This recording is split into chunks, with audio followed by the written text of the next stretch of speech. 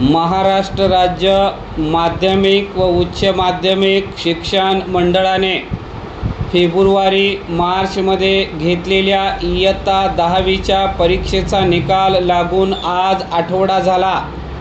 निकाल मेमध्येच लावून शिक्षण मंडळाने कार्यतत्परता दाखवली. एरवी मे अखेरीस किंवा जूनमध्ये जाहीर होणारा निकाल मेच्या मध्यावरच लावला. राज्यातील 15,46,579 मुलामुलींच्या दृष्टीने आणि त्यांच्या पालकांच्या दृष्टीने निकाल महत्त्वाचा आहे. आता इयत्ता 11वीच्या प्रवेश फेऱ्या सुरू झाल्या आहेत. पहिल्या फेरीतील प्रवेश 6 ते 12 जून अखेर निश्चित होतील. त्यानंतर पुढील फेऱ्या होतील. 10वीचा निकाल ते प्रत्यक्ष कनिष्ठ महाविद्यालयात पाऊल या दरम्यानचा कालावधी मोठा असणार आहे. उत्तीर्ण झालेल्या 14,55,433 मुलामुलींना मेमधील 2 आठवडे, अख्खा जून आणि कदाचित जुलैतही महाविद्यालये सुरू होण्याची वाट पाहावी लागणार आहे. बहुधा ऑगस्ट उजाडेल. याचाच अर्थ जवळजवळ 4 शैक्षणिक महिने 14.5 लाख विद्यार्थ्यांच्या बौद्धिक, कलात्मक, सर्जनशील क्षमतेच्या विकासासाठी कोणतीही योजना, दिशा न ठरवता त्यांना सक्तीची विश्रांती द्यावी लागणार आहे. समाज म्हणून, सरकार म्हणून, पालक म्हणून या 4 महिन्यांचा कोणताच कार्यक्रम आपल्याकडे या क्षणी असल्याचे दिसून येत नाही. उद्याची पिढी या नावाने उदो करायचा आणि पिढीच्या हाती रिकामेपणा ठेवायचा असा हा नियोजन शून्य कारभार आहे. परीक्षा, निकाल आणि महाविद्यालय सुरू होण्याची तारीख यांचे नियोजन करणे धोरणात्मकदृष्ट्या शक्य आहे. तथापि त्याचा विचार कधी झालेला नाही. त्यामुळे कधी मेमध्ये, कधी जूनमध्ये किंवा अगदी जुलैतही निकाल लागू शकतो आणि त्यानंतर कधीतरी महाविद्यालय सुरू होऊ शकतात. या काळात मुलामुलींच्या क्षमतांचे भरणपोषण करण्याची तसदीही आपली समाजव्यवस्था आणि सरकार बाबूशाही घेत नाही.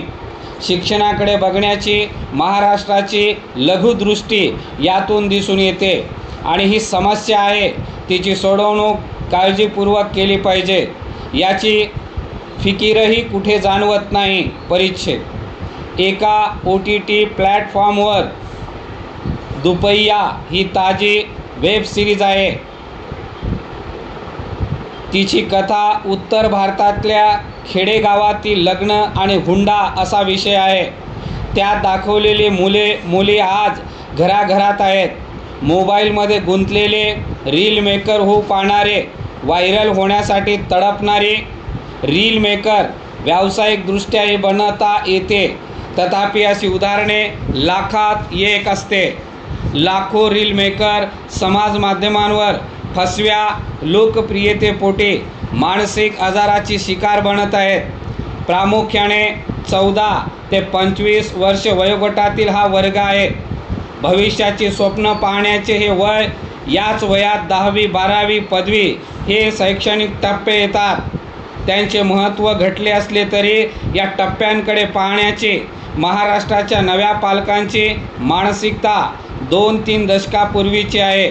खरे तर उद्योग, व्यवसाय, नोकरीसाठी पुढच्या काळातील कौशल्यांमध्ये सरस ठरण्यासाठी पायाभरणीची ही वर्षे असतात.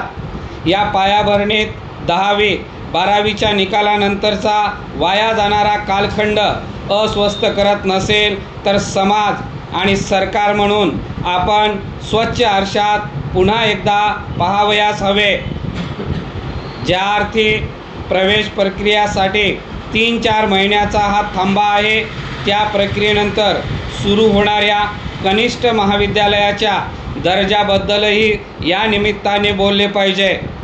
12वी नंतरच्या परीक्षांची तयारी म्हणून खाजगी शिकवण्यांना प्रवेश घ्यायचा, त्या शिकवणी चालकांशी संलग्न महाविद्यालयात जुजबी प्रवेश घ्यायचा आणि प्रत्यक्षात महाविद्यालयामध्ये बनावट हजेरी लावायची असा उद्योग महाराष्ट्रात जोरदार सुरू आहे.